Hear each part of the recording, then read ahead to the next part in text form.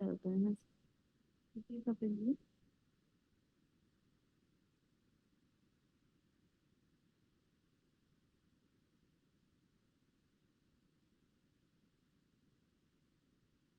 Bueno, ¿me escuchan? Ah, sí. Bueno, agradecemos a la doctora Erika Rivero por su participación. Vamos con el siguiente tema, que es trasplante hepático en cuidados, en terapia intensiva, por la doctora Nancy Arín Canedo Castillo, que es médico especialista del Hospital Centro Médico Nacional Arrasa. También va a ser una transmisión en línea. Ahorita ya la proyectan, ¿vale?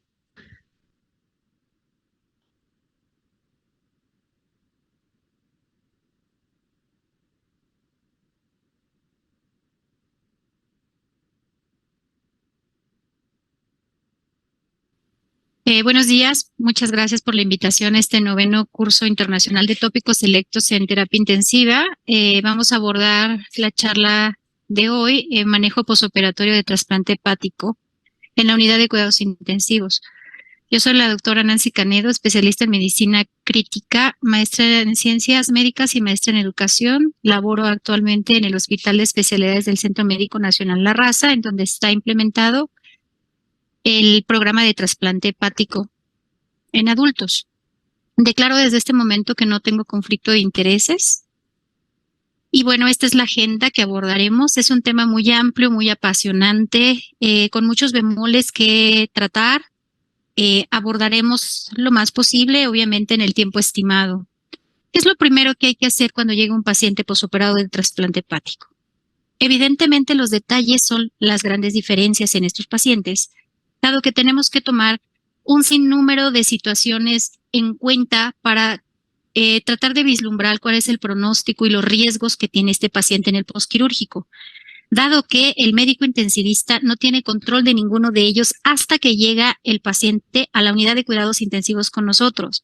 El riesgo empieza desde el donante, la cirugía de explantación, el traslado, la cirugía de explantación del órgano nativo y obviamente el trasplante del órgano. Y de todo esto la evaluación hemodinámica es la piedra angular. Nos tenemos que realizar estas tres preguntas iniciales. ¿Por qué? Porque existe una tendencia actual a que el paciente críticamente enfermo no tiene que ser reanimado adecuadamente. No estoy diciendo que la reanimación sea del todo mala o la estrategia restrictiva sea mala. Estoy diciendo que tenemos que ministrar líquido al paciente que lo requiere, y el paciente de trasplante hepático requiere bastante líquido transoperatoriamente y posoperatoriamente. Una de las alteraciones principales en la evaluación hemodinámica a la cual nos vamos a enfrentar es esto, la hipovolemia. Me tengo que preguntar cómo está la función cardíaca. ¿El paciente tenía alteraciones miocárdicas previamente? ¿El paciente desarrolló lesiones miocárdicas transoperatoriamente? ¿Cómo lo está entregando el médico anestesiólogo? La perfusión global es adecuada. Creo que estos temas, estos tres tópicos son situaciones comunes en nuestro quehacer diario. Sin embargo, existen peculiaridades en la evaluación cardiovascular en la cual tenemos que tener mucha precaución y sobre todo hacer énfasis. Tengo que obviamente revisar al paciente, ¿no? Signos vitales, temperatura, llenado capilar, verificar las ventanas de perfusión, verificar la uresis kilohora, el estado mental, laboratorio tan sofisticado o tan mínimo que se tenga, pero mínimamente saturación venosa, determinación y depuración del lactato y el estado ácido-base. El monitoreo hemodinámico es fundamental, ya sea mínimamente invasivo o bien el gold standard. Nosotros hacemos ambos. Y también nos ayudamos de ultrasonido en la parte mínimamente invasiva o no invasiva. Verificar que el paciente tenga el patrón hemodinámico hiperdinámico es trascendente. Un paciente que no tiene un patrón hemodinámico hiperdinámico, lo primero que tiene que asaltar a nuestra mente es que está sangrando. Por lo tanto, el volumen es donde cobra mucha importancia. ¿Qué causas pueden estar generando la depresión hemodinámica o la alteración hemodinámica en el paciente? Pues todas estas tengo que descartar: la hipovolemia, el síndrome de reperfusión, que vamos a hablar más adelante, que el paciente haya tenido ya disfunción miocárdica o la desarrolle, que pueda tener infarto o lo desarrolle, la acidosis metabólica, alteraciones electrolíticas principalmente del calcio y están relacionadas con el uso de la solución de preservación, la hipotermia, el tiempo quirúrgico es muy largo, sepsis y también la temperatura a la cual se preserva el órgano, que esté infectado, el paciente puede haber tenido peritonitis bacteriana espontánea, el ascitis estar caliente, disfunción del injerto. Todo esto nos puede generar y tenemos que desarrollar rápidamente habilidades y juicios clínicos para descartar cuál de estas situaciones son las que están generando que el paciente tenga alteración hemodinámica. El monitoreo hemodinámico mencioné que es piedra angular y es precisamente el monitoreo que se tiene que realizar. Lo primero que tenemos que determinar y descartar son las situaciones anteriores y para ello tengo que determinar el patrón hemodinámico, siempre hiperdinámico, ¿sí? Y obviamente verificar las presiones de arteria pulmonar y el desempeño que tenga el ventrículo derecho. Presión arterial, los pacientes van a tener una meta diferente al resto de nuestros pacientes, de 75-80 milímetros de mercurio. Se tiene que tratar por más que se pueda el que el paciente requiera vasopresor. Es de allí que el manejo de la volemia es muy trascendente. Y si el paciente, por el contrario, está hipertenso, que está emergiendo en la fase donde más hay lisis de fármacos y donde hay dolor por el abordaje quirúrgico y la manipulación, bueno, se tiene que optar primero por un beta bloqueador si es que yo ya descarté que el paciente tenga miocardiopatía cirrótica y o un calcio antagonista, sería lo ideal. Y el manejo hídrico, evitar la sobrecarga, es decir, darle el volumen de líquido que requiere el paciente y la calidad del volumen de líquido que requiere el paciente, verificar su respuesta a volumen, evitar cargas, pero quiero que aquí quede muy subrayado que si el paciente demanda volemia y demanda volumen porque está sangrando y es un sangrado que le está generando un patrón de hipovolemia, la reanimación tiene que ser intensiva como en cualquier otro paciente. Pero si el paciente está demandando volemia porque las precargas se están manteniendo y las presiones pulmonares también se están manteniendo, no vale la pena retar al ventrículo derecho. No vale la pena incrementar la presión retrógrada y poner a prueba el injerto. Se tiene que priorizar volumen programado en este caso y solución cristaloide, evidentemente en este caso a este tiempo. Monitorizar el sodio, que es otra de las situaciones que se nos pasan. Monitorizar el sodio quiere decir sodio antes de la cirugía, durante y posteriormente para verificar las movilizaciones de sodio, porque sí hemos tenido pacientes que hacen mielinolisis pontina. Sangrado, si el paciente no tiene el patrón hemodinámico esperado y se ha descartado las otras causas, el sangrado es la principal causa y es la alerta inicial, porque esto pone en jaque la perfusión del injerto y sobre todo su funcionalidad. El patrón hipodinámico no puede ser. Lo primero que hay que pensar ante un patrón hipodinámico es que el paciente está sangrando. Y obviamente pues tenemos un paciente hipotenso y oligúrico. A veces el sangrado es venoso y es engañoso porque al nosotros estar ministrando volumen, estamos haciendo el tratamiento de la volemia. Y el sangrado no es tan abrupto como si fuera arteria. Y entonces empieza con saturación venosa baja, empieza a mantener o estar a los límites del patrón hemodinámico normal. Y un patrón hemodinámico normal que tiende a la hipovolemia nos tiene que alertar que probablemente sea un sangrado venoso y más o menos pequeño. La hemorragia aguda posoperatoria temprana nos la puede indicar una necesidad de transfusión de sangre por arriba de las 3 unidades o bien en 12 horas o bien una reintervención quirúrgica inmediata. Para esto tenemos pues obviamente los drenajes, tenemos la monitorización a través del ultrasonido, el ultrasonido abdominal y obviamente tenemos las pruebas de coagulación para ver cómo va la corrección de la misma. ¿Qué puede generar la hemorragia aguda? Toda esta gama de situaciones. Por lo tanto, yo tengo que ver que el injerto esté funcionando, es decir, que la coagulación va normalizando y que no sea la causa de que está sangrando el paciente, que no se diluyó, que no tiene hipocalcemia, que estoy controlando la temperatura y no tiene hipotermia, que la acidosis va mejorando o está compensada, que no está haciendo fibrinolisis o bien hiperfibrinolisis y para eso tengo las pruebas viscoelásticas y que entonces sí sea una cuestión quirúrgica. Por lo tanto, el manejo de los pacientes idealmente es con tromboelastometría o tromboelastometría. Obviamente, tenemos que descartar primero que la hemorragia no sea derivada de las alteraciones de la coagulación. Y bueno, aquí hay dos situaciones muy importantes de las cuales nosotros podemos hacer una diferenciación. Primero, una alteración en la coagulación, pues el sangrado es lento, se da en horas. Si es un vaso sangrante, no, es rápido y en minutos, excepto en los venosos pequeños. Tiempo posterior al trasplante, pues evidentemente es temprano en el primer caso y en el caso de un vaso sangrante se puede evidenciar hasta 24 horas después. El hematócrito de líquido del drenaje es algo muy importante de verificar.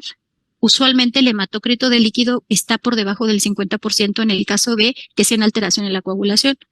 Cuando no lo es, el porcentaje de sangre, el hematócrito, está por arriba del 50%.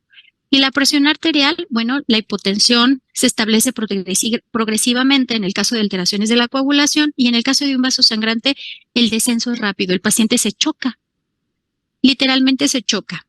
Es muy importante recordar este cuadrito que vemos aquí, en donde necesitamos recordar que el paciente no por el hecho de ser hepatópata va a sangrar. Un paciente hepatópata crónico, que es el caso de los pacientes que se trasplantan, tienen rebalanceo en su hemodinamia. Por lo tanto, tienen situaciones que los hacen trombosar, como lo vemos aquí, tienen incremento del factor de von Willebrand y fibrinógeno. Y eso los mantiene. Este cuadro es bastante, es importante desmenuzarlo y a lo mejor esto puede ser meritorio de una plática per se. Factor 7 está elevado y como lo ven en los diferentes estadios por los que pasa el paciente quirúrgicamente hay rebalanceo de la coagulación.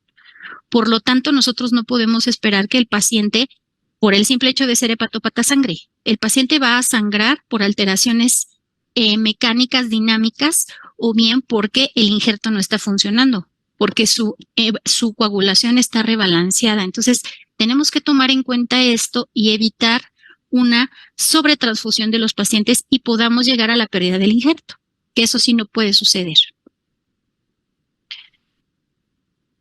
Es tan importante conocer esta situación y conocer cómo está la coagulación en cada fase de la cirugía por la cual atraviesa este enfermo, que por eso tomamos decisiones respecto a coagulación y por eso estamos expectantes de ver cómo está la coagulación cuando ya lo tenemos en la unidad de cuidados intensivos. Obviamente, si un paciente está bien operado, el trasplante prácticamente es un éxito. Si un paciente no tiene una cirugía adecuada, falta la hemostasia, sangran el sitio suprahepático, sangra el diafragma, quedan alteraciones, quedan vasos que no se hacen hemostasia adecuadamente, el paciente va a entrar a cirugía y va a estar entrando a cirugía a reexploración las veces que sean necesarias.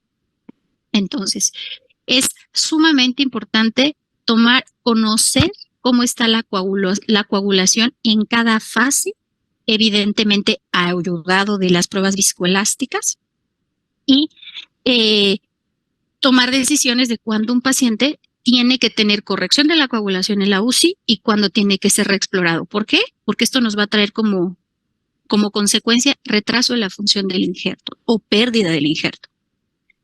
Evidentemente, la hemostasia va a mejorar conforme pase el tiempo y el injerto esté funcionando.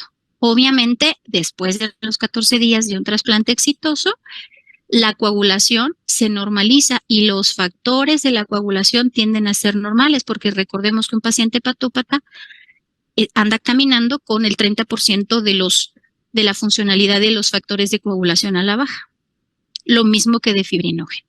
Entonces, todo tiende a la normalidad 15 días después.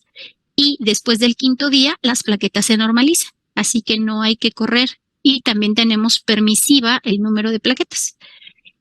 Bueno, ¿qué otros problemas cardiovasculares nos podemos enfrentar en el posquirúrgico? Primero, volemia. Ok, las otras son arritmias, son muy frecuentes, las alteraciones electrolíticas, Por lo tanto, lo primero que tengo que descartar son precisamente las alteraciones electrolíticas. Y la primera, calcio. El manejo ideal tendría que ser con beta bloqueador si no existe alguna contraindicación, seguido de calcio antagonista. El uso de amiodarona no necesariamente está proscrito, pero la amiodarona es hepatotóxica. Entonces, tenemos un injerto nuevo en un paciente. Lo ideal sería que no sea nuestra primera opción. ¿Cuál es la otra situación a la cual nos podemos enfrentar? La hipertensión arterial pulmonar. La hipertensión arterial pulmonar de novo. La hipertensión arterial pulmonar, dependiendo de la capacidad que tenga el centro, puede incluso albergar pacientes con hipertensión.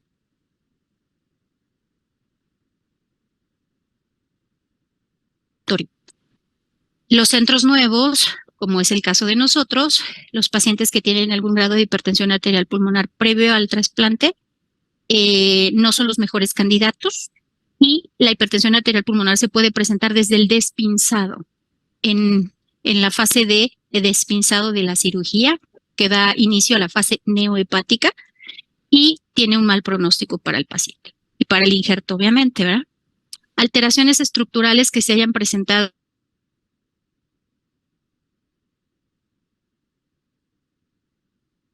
sus pacientes puede pasar.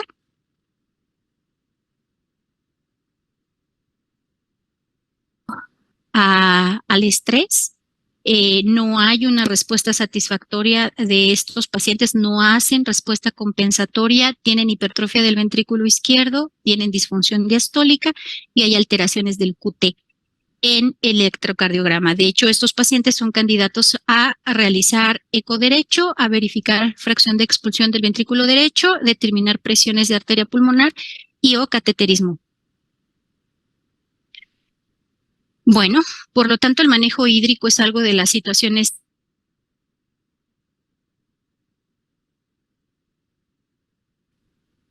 mantener presiones de llenado, de precarga adecuadas son fundamentales. Y también aquí tenemos las opciones de manejar al paciente con solución cristaloide o bien con coloide natural, como es la albúmina. Obviamente tenemos que tener precaución de los efectos adversos y los efectos deleterios de cada uno de estos. Lo que sí es muy de carga de líquidos, un balance acumulado de líquidos por arriba de 5 litros en las primeras 48 horas está asociado a mal pronóstico. ¿Por qué? Porque genera congestión hepática, puede ser causal de sangrado por dilución, se relaciona a tiempo mayor de ventilación mecánica, a complicaciones pulmonares. No es difícil que el paciente incluso pueda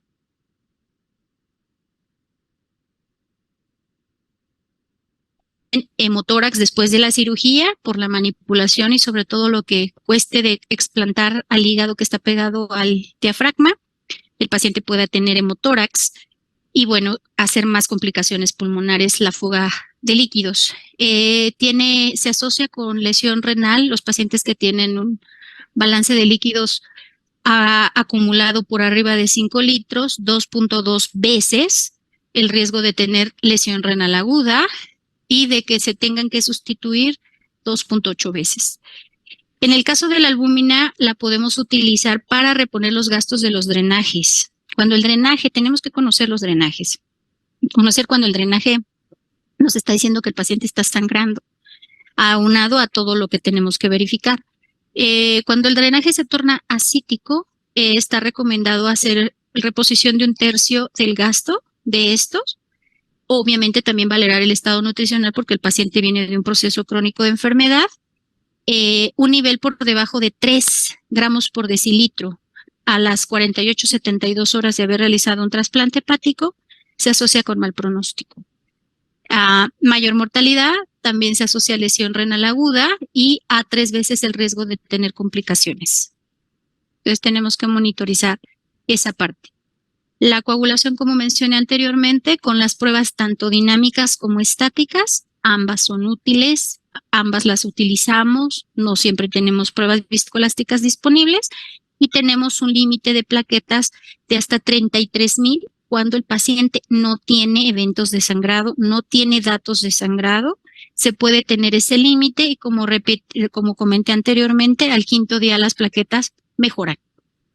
Entonces, debemos de evitar la hipervolemia, evitar el síndrome de fuga capilar, congestión y edema del injerto. Un recordatorio de lo que dije anteriormente,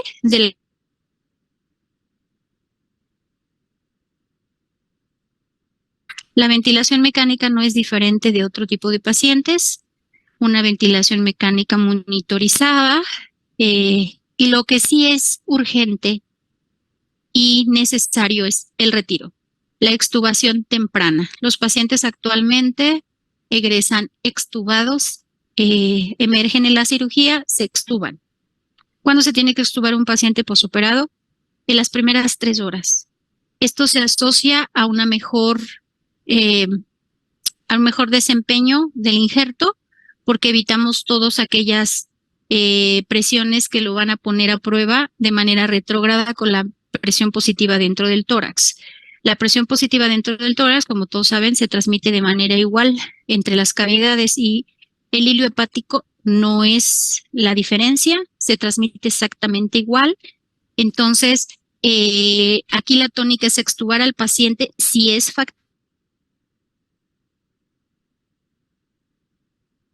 Complicaciones y sobre todo no volver a reintubar, tratar de ofertarle al paciente ventilación mecánica no invasiva si es la situación. ¿A quiénes no vamos a extubar? Aquellos pacientes que tienen encefalopatía, hipoxemia, un índice de masa corporal por arriba de 30, inestabilidad hemodinámica, disfunción cardíaca, renal, politransfusión. No es urgente extubar, se hará la extubación en el momento que se tenga que hacer, pero aquellos pacientes que tienen una oxigenación adecuada, estabilidad hemodinámica, evidencia de función del injerto. ¿Y cuál es la evidencia de función del injerto más al alcance que tenemos? Que el paciente está despierto y el paciente está respondiendo, y después de todas esas horas de cirugía el paciente está depurando fármacos. Por lo tanto, ese es un signo primario de función del injerto. Y es un signo primario de función del injerto duro. Por lo tanto, el retiro puede ser oportuno, y en el caso de que tenga que permanecer intubado el paciente o bien que haya datos de que va a fracasar el paciente, si está dentro del rango de seguridad y dentro de las indicaciones, sobre todo neurológicas, de evaluación neurológica, de hacer ventilación mecánica no invasiva, hay que hacerlo. Y responden bastante bien los pacientes. ¿Por qué? Bueno, las complicaciones derivadas de la ventilación mecánica no son diferentes a los pacientes, con la excepción de las últimas dos, ¿no? El síndrome hepatopulmonar y la hipertensión portopulmonar. Obviamente aquí los procesos infecciosos son los que más van a estar detrás de la puerta, tocándonos y marcando los tiempos para que el paciente no tenga una complicación derivada de la estancia en la unidad de cuidados intensivos y la invasión. ¿Qué otra cosa tenemos que verificar? Muy a la mano de todo esto, la función del injerto. Así como verificamos hemodinamia y verificamos mecánica pulmonar y coagulación, tenemos que estar viendo cómo funciona el injerto. ¿Qué evaluamos? Signos tempranos de buena función. Que el paciente, pues prácticamente cuando el hígado se conecta y está perfundido, estabiliza hemodinámicamente. Depura el anestésico. Depura el lactato. Se mantiene euglucémico. Se normaliza la coagulación. Empieza a haber movilización de transaminasas. No necesariamente la disminución, pero sí que la lesión por preservación que se produce del tiempo de isquemia fría a que se conecta y viene la reperfusión o viene la perfusión del injerto en la fase neohepática, solamente dañe unos cuantos hepatocitos. Para eso vamos a establecer también riesgos de qué paciente puede tener una lesión de isquemia reperfusión y pasar de la preservación a una de estas. El seguimiento, pues, es estar determinando niveles séricos de glucosa, electrolitos, tiempos de coagulación, bilirrubinas y transaminasas. Actualmente lo hacemos por cada 8 horas y de lo que necesite el enfermo. Si el paciente en el post-trasplantado estabiliza totalmente y determinamos que su riesgo de isquemia por reperfusión es bajo, podemos ir espaciando la cantidad de exámenes de laboratorio que podemos hacer. Entonces, vamos a evaluar las pruebas de función del injerto tanto de manera estática como dinámicas. También tenemos, obviamente, evaluando necrosis, alteraciones canaliculares, sobre todo después del cuarto día, en donde podemos tener alteraciones de la vía biliar, la función de síntesis del hígado, la actividad excretora que tiene y la actividad metabólica.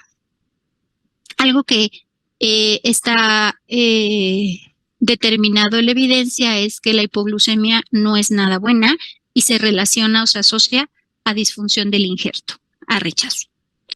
Las pruebas dinámicas, bueno, tenemos pruebas de metabolismo de excreción de sustancias que realmente ya se hacen poco y lo que hacemos a las 24 horas y las veces que sean necesarias, ultrasonido Doppler, en donde verificamos resistencias, permeabilidad vascular, zonas de turbulencia, ecográficamente cómo se observa el injerto, cómo se ve la cavidad, etcétera. Y tenemos que considerar factores de riesgo para que el injerto no funcione. Del donante, del receptor, transoperatorias y del propio injerto. Son todas estas causas que tenemos que estar verificando, descartando, para nosotros decir que el injerto no pueda funcionar. Por ejemplo, el tiempo de UCI, el tiempo en que estuvo el donante en UCI, si tuvo vasopresor y si tiene más del 30% de esteatosis y aún así se animaron a trasplantar la víscera, si su hipernatremia. Muchas de las situaciones que no conocemos en detalle, que tenemos que tener en mente para rescatar la información en la medida de lo posible. Y algo muy importante es que este momento que se está viendo en pantalla es crucial en el desempeño de la función del injerto y es el despinzado. El tiempo del despinzado, aquí podemos evaluar macroscópicamente la víscera, cómo se hace la perfusión, qué es lo que sucede hemodinámicamente. Entonces tenemos que recibir comentarios tanto del cirujano como del anestesiólogo en ese momento, que es crucial porque aquí el paciente puede salir a sistolia y hacer una hipertensión arterial pulmonar aguda. Y bueno, de la víscera aquí podemos ver el moteo, cómo se ve una perfusión no tan uniforme, pero sí los dos lóbulos se perfunden y cómo está el borde del hígado, si hay edema o no hay edema. El hígado debe cortar, debe ser un borde filante. Entonces, de esta situación macroscópica podemos generar muchos factores de riesgo y nosotros verlo reflejado en la etapa, en la fase neohepática y cómo se está desempeñando el injerto.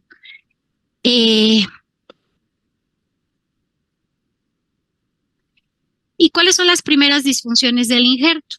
Bueno, pues las primeras disfunciones, la primera alteración es la disfunción del injerto. Tenemos alteraciones de laboratorio, ¿verdad?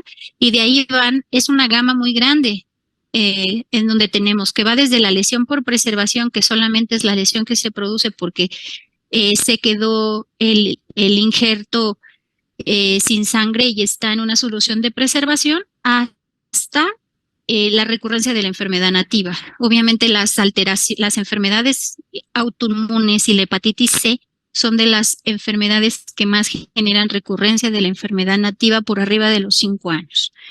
Y de aquí pasamos de tener una lesión por preservación a una lesión por isquemia reperfusión, a una no función primaria, rechazo. Obviamente la no función primaria nos conlleva a retrasplante.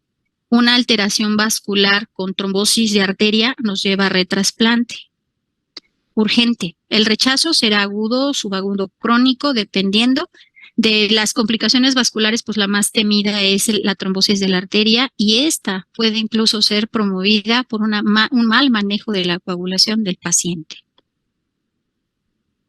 Lesión por preservación, bueno, se da a las 24 horas del posquirúrgico y hasta las primeras 2 semanas y ahí, como verán, dependiendo la transaminasemia, va de leve, moderada a severa y también esta puede tener un parteaguas. Si el paciente tuvo inestabilidad durante el despinzado y se mantuvo inestable durante tiempo, podemos pasar de una lesión por preservación a una lesión por isquemia reperfusión.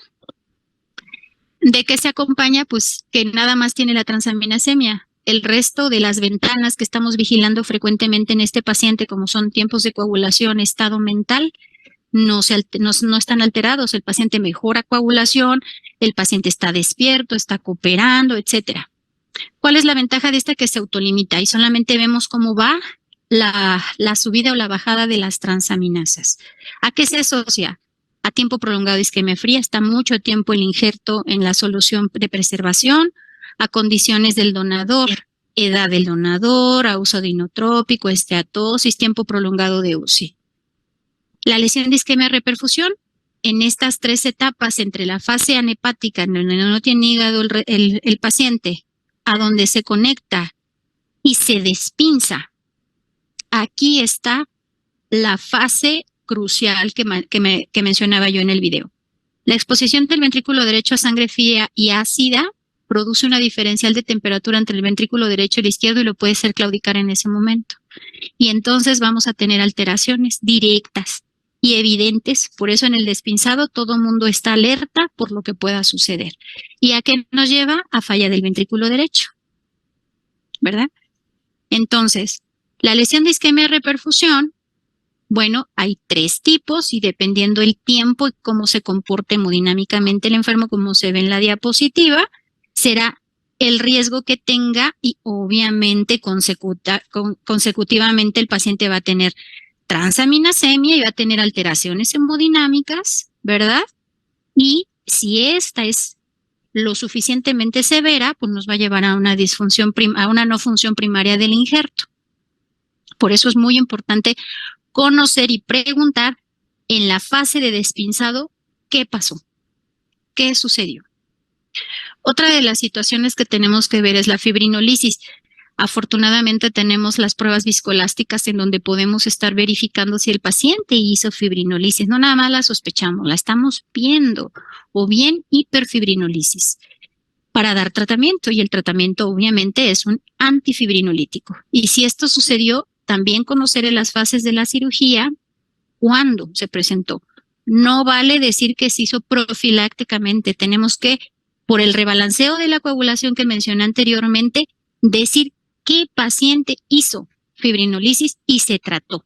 Porque si no, vamos a generar un problema de trombosis de arteria que nos va a llevar a un retrasplante. Entonces, conocer, por en este caso que nosotros manejamos tromboelastografía y que vamos a manejar ya en unos cuantos días tromboelastometría, la interpretación de estas pruebas viscoelásticas es fundamental en nuestro trabajo. Y bueno, la no función primaria se va hasta las 2 primeras semanas del trasplante. ¿Y de qué se caracteriza? Alteraciones en las transaminasas, hiperbilirrubinemia, inestabilidad hemodinámica que ya no tenía el paciente, alteración neurológica que no tenía el paciente y que se instaura, y alteraciones en la coagulación. Es decir, se montan todas las fallas de las que salió, o bien era posible que cursara. Y la transaminasemia se va por arriba de 5,000 unidades. Y también tenemos que vigilar muy de cerca la función renal. La función renal también es un capítulo muy grande en el manejo de estos pacientes.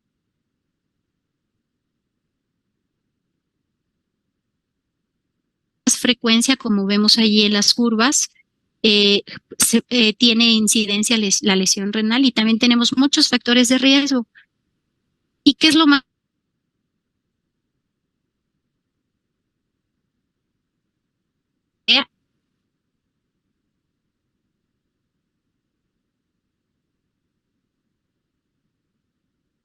Paciente que tiene en UCI estuvo mucho tiempo el donante, que no orinó en el trans, que se quedó con hipovolemia en el trans, que no se transfundió adecuadamente, porque hay trasplantes sin transfusiones y eso es lo ideal, porque a mayor número de paquetes, mayor es la posibilidad de fracaso y de mortalidad. Pero el que el paciente desarrolle lesión renal tiene factores de riesgo pre, trans y post y del donante. Por lo tanto, conocer, entre más información tengamos, más rápido podemos actuar y más rápido podemos sustituir. El problema es que la mortalidad tiene un odds ratio de 8. Entonces, es importantísimo. Creo que mi palabra en esta charla es importantísimo y trascendente, pero en realidad lo son.